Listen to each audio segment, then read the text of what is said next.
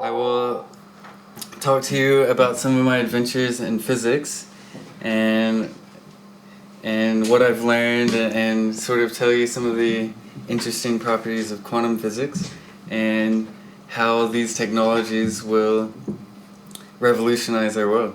So I'm part of Equus, which is a company that around Australia that does research in engineered quantum systems. So focusing on applications to quantum physics, and I'm at the node here at Macquarie. So, to outline, I will talk a little bit about my journey to where I am today. I will go into what is quantum physics, some of the math involved in quantum physics, give you examples of very interesting properties that exist in no other field of physics or in the world other than in quantum physics, and of course some mathematical examples. And then finally I'll wrap up with sort of where this is all going and what sort of technologies we will obtain from this. My journey into quantum. So, when I was a kid, I was very interested in pretty much anything to do with science. I love watching science documentaries, particularly things on dinosaurs and space exploration, or anything to do with astrophysics. It fascinated me more than any cartoon.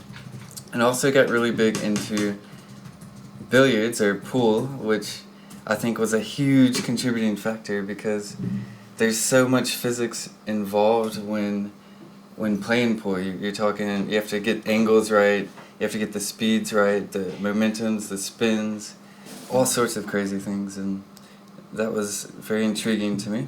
So I went to high school in a small town. The high school is called West Feliciana High School, and I played different sports and enjoyed the science classes the most, not surprisingly. Then after that I graduated, and I was at a position where I was about to start at Baton Rouge Community College, and I had no idea what I wanted to do. And I was hanging out with some friends one night, and we were just sort of contemplating the mysteries of the universe, as you do.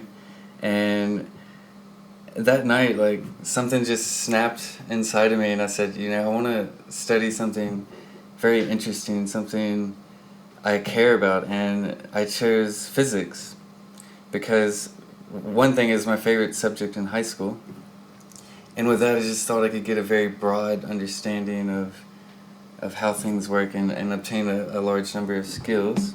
So I went to Baton Rouge Community College with the idea of majoring in physics. Well, they only had offered one physics class in 2 years, but I got to do all these other science classes. I took that physics class with Dr. Rory. He looked something like that in the picture. And then I went over, while I was doing this, I was tutoring, and I was waiting tables. I was all alone, like my parents didn't help me too much, so I had to pay all my bills, all my rent, everything like that. And this was very time consuming, and it didn't really allow me to focus on what I wanted to.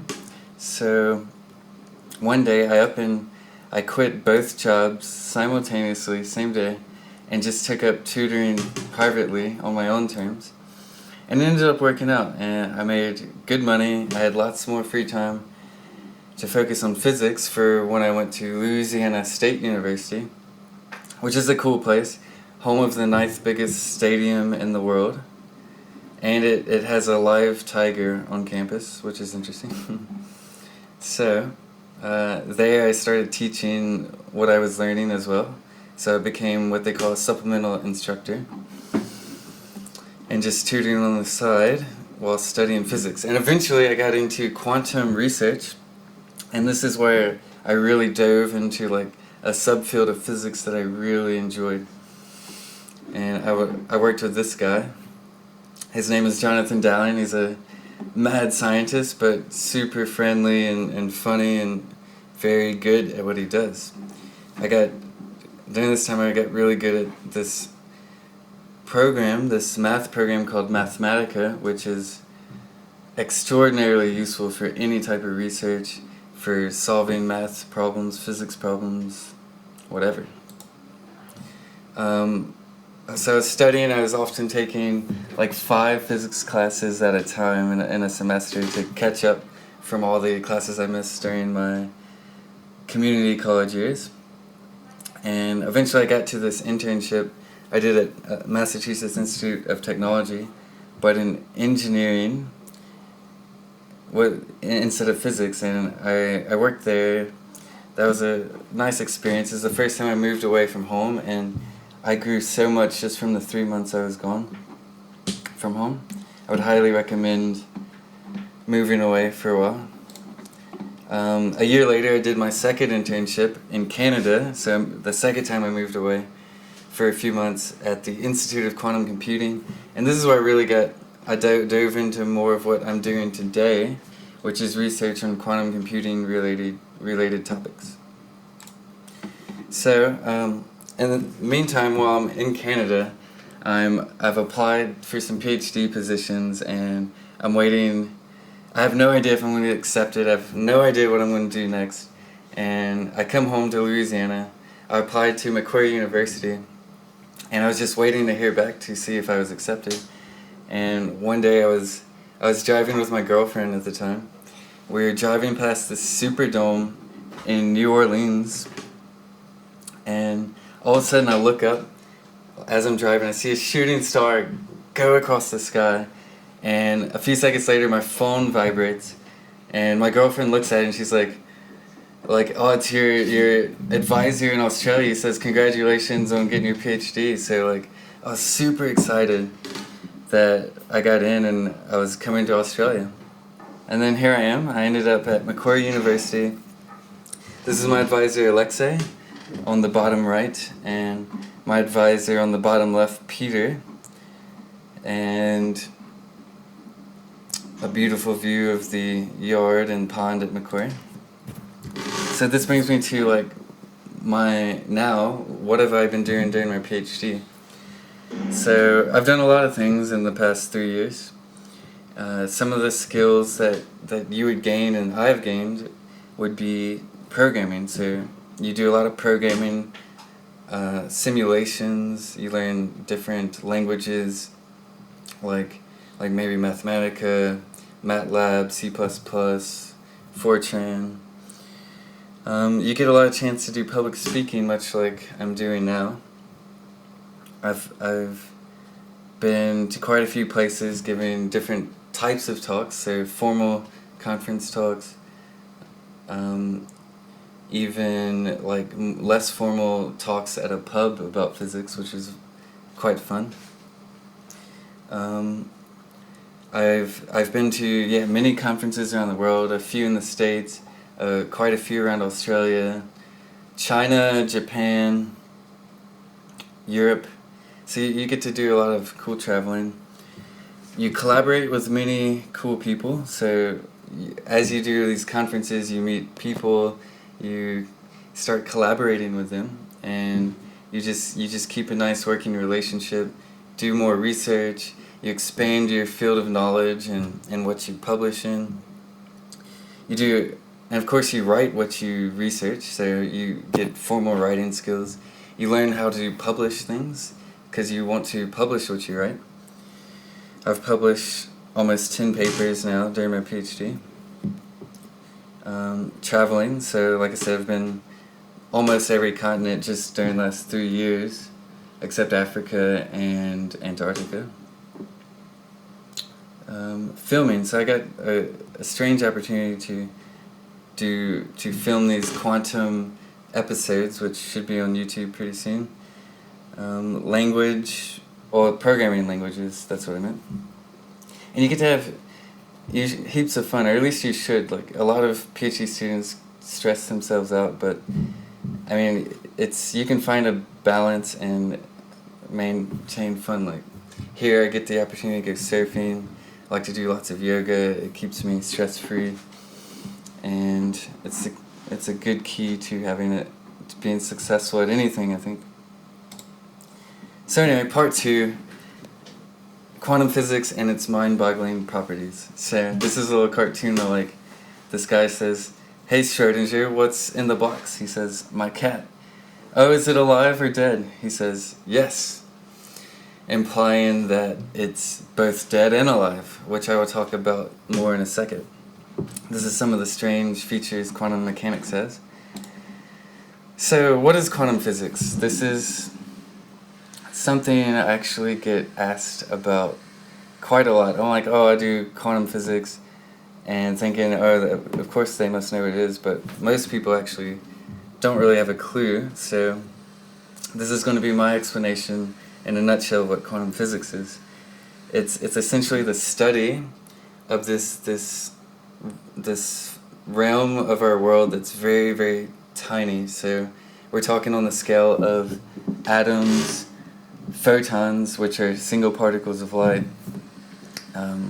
tiny molecules, just this sort of very small world that makes up our very large world when you start putting perhaps billions of these things together. And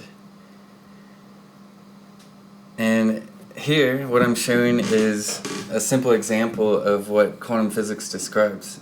So let's take the most simple atom on the periodic table, the hydrogen atom. And using the laws of quantum physics, which is described mathematically using things like calculus, linear algebra. Linear algebra is the big one. You can make all these cool predictions about our quantum world. And in this case, you see all these pictures of how the hydrogen atom looks in different sort of energy configurations in space. And there's lots of cool symmetry here, and yeah, it's very cool. So you get different energy levels, starting from the top left, a very simple one where it's just a sphere, and you go down and to the right, and as you add more energy to it, as it reaches more exotic states, it goes into this weird structure. And maybe if you've had any chemistry, you might have learned about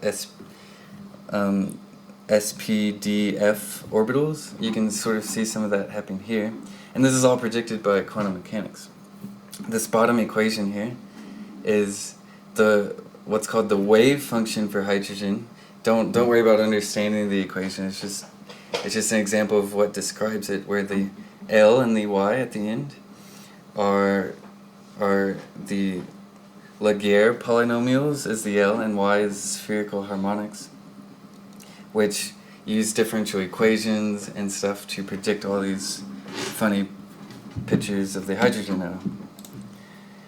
Okay, so a weird property, number 1, is quantization. So this is the idea that energy is discrete. So there's not a continuous spectrum of energy. You either have n equals 1 unit of energy, or 2, you can't have, say, 1.5 units of energy. And this was a strange concept at first, but it led to the invention of the laser, which is a very important technology today. It's used laser printing, surgery, cutters, when you go to the grocery store to scan things. It's all over the place. Usually in my talks I would use a laser pointer. Another example is quantum tunneling. So this is the idea that classically you'd have to go over a hill to get to the other side, but quantum mechanically there's some probability that you can actually tunnel through the barrier. And this idea led to things like the transistor. So if anyone knows what a transistor is for, it's used in any computer chip. And so if it wasn't for this quantum phenomena, we wouldn't even have computers today. So that's a pretty big one. Now, wave-particle duality. So this is the idea that light can be, well, more than just light, but light is an example. It can be a particle and a wave at the same time. This is a cool picture where it spells particle. You can either see wave or particle written out. And this, at the bottom here, this is an example of an experiment that shows this. So if you just send in a wave of light, like say a laser, into a double slit, you'll get these interference patterns. And this makes sense using our everyday classical laws of physics.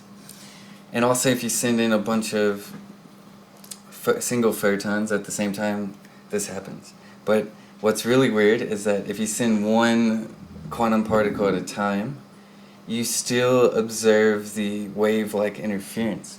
So it's as though this is sort of proof that a particle goes through the slits as a wave, interferes with itself, and always creates this interference pattern. Okay, so the uncertainty principle is interesting. So in the cartoon, "I am here for you," the girl says, and the guy says, "Great, now I don't know your velocity." They're referring to Heisenberg's uncertainty principle, which says, if you see at the bottom, that the change in position times the change in momentum, which is your mass times your velocity, has to be greater than or equal to h bar over 2. H bar is just some number. And so what this means is if he knows the girl's position really well, that means he can't know her velocity very well. And quantum entanglement. Okay, so now it's getting more interesting. This is the idea that quantum particles can be intertwined with each other. They can sort of coexist in that when you do something to one, something happens to the other, or you know the outcome of the other atom that is entangled.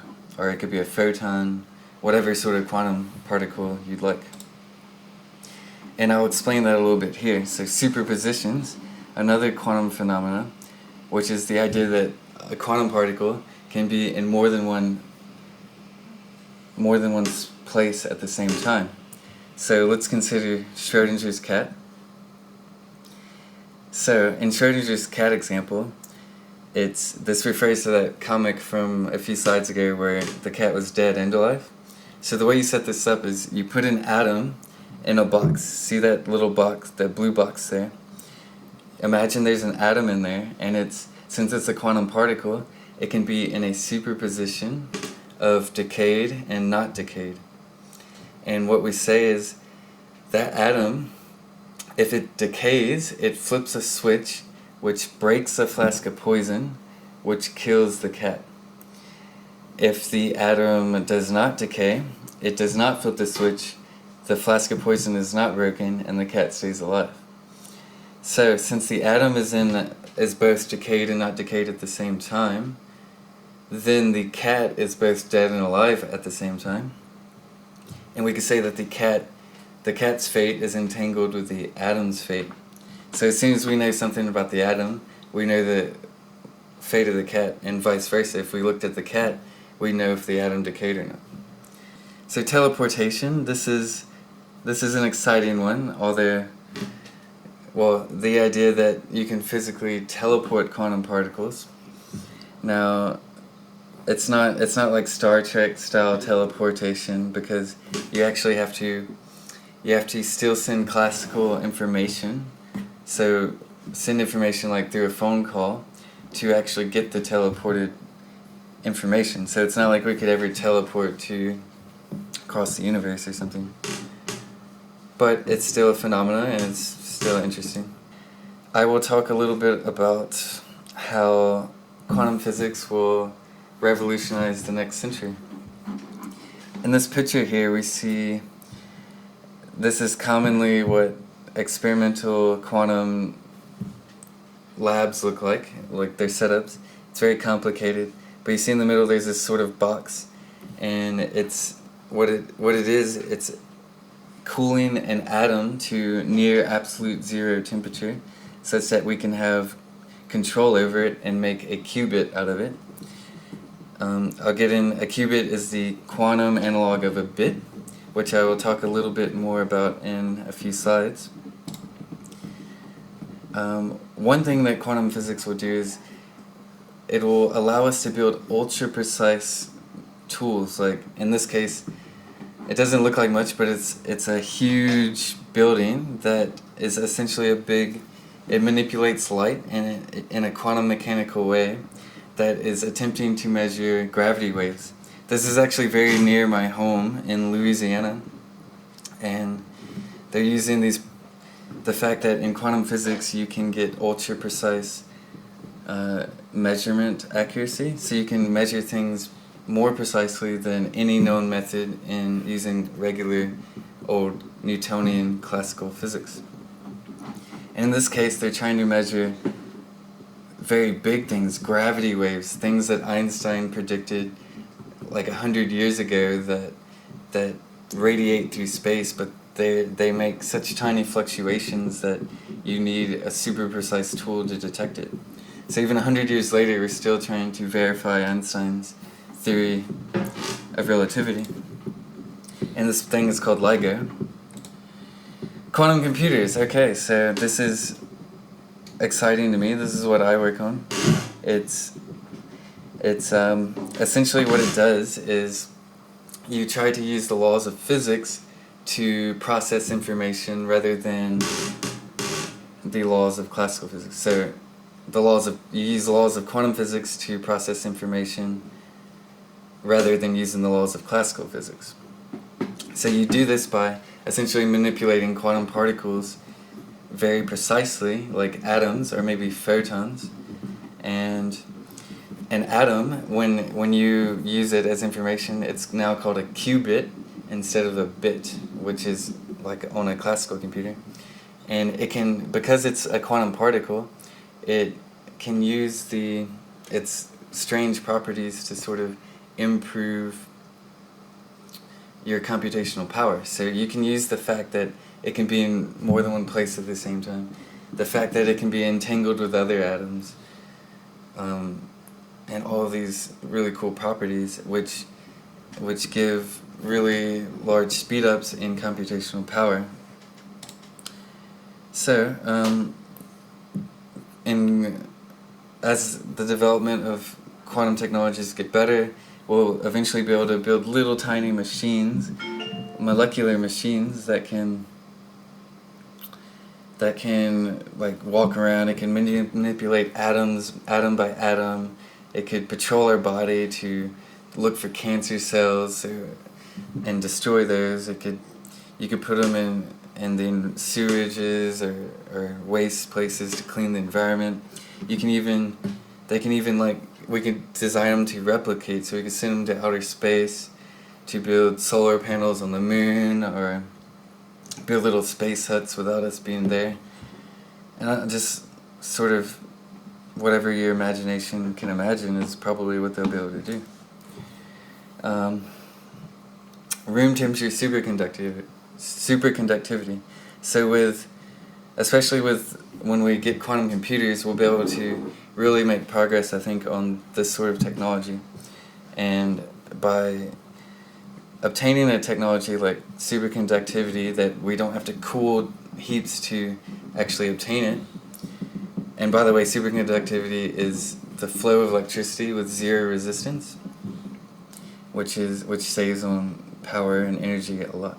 So with that, we have electrical lines that can transport our electricity really cheaply. So we wouldn't need as many power plants.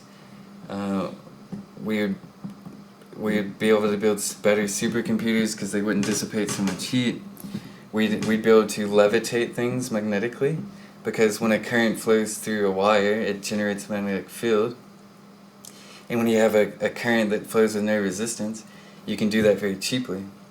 You can get better MRI machines to image the body, and on, maybe even hovering cars or flying cars. Now, another big thing that would be new power sources. So with development of quantum technologies and quantum computers, we'll be able to optimize solar power, for one, make it more efficient, cheaper, we would be able to put all coal and gas companies and petrol companies out of business by having very efficient solar power. And also we would be able to make a lot of progress in fusion by predicting what happens under all that pressure and when all these atoms combine. And so fusion is essentially building a sun on the Earth, which is, if we could do it properly, it would be essentially free energy. We'd have all the energy we want very cheaply.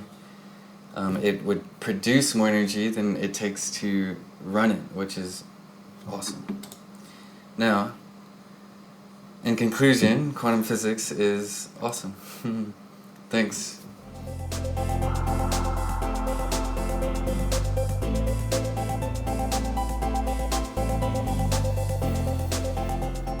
I would use linear algebra the most. So in quantum mechanics we deal with a lot of notation we use bras and cats a lot. We manipulate them with operators, so it's a very funny sort of math, but the basis behind it is essentially linear algebra. And of course, in times differential equations come in, integrals, so calculus, and always algebra, so you never forget about algebra, it's always in play. Trigonometry, yeah.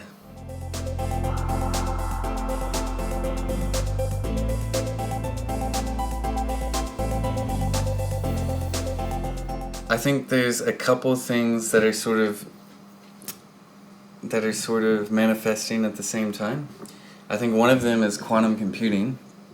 I think it will, if we can get a quantum computer, it will be exponentially more powerful than all the computers today combined, and it will allow us to simulate so many things we just can't do now. So we have, essentially, we try to compute things now with classical computers we try to compute quantum things with classical computers, and this just is not efficient. Every time we do this, the calculations take forever. We just can't ever finish them. Many of them will take longer than the lifetime of the universe. But with a quantum computer, it's more efficient to simulate quantum phenomena, which intuitively that makes sense. Can simulate quantum things with quantum things, and that'll make a huge difference in some of the things like I talked about in fusion, new solar power, etc. And another thing is essentially just power, like getting clean energy, and I think quantum computing can help, but we don't necessarily need quantum computing to obtain these things. There's a lot of physics that goes into this, but once we have like a clean power, electricity and energy will be so cheap. We'll have cars that hopefully are electrical powered, that are really cheap. All these third world countries can be cheaply powered, and it'll just really revolutionize the world. I could go on, but I think that's sufficient. Thank you.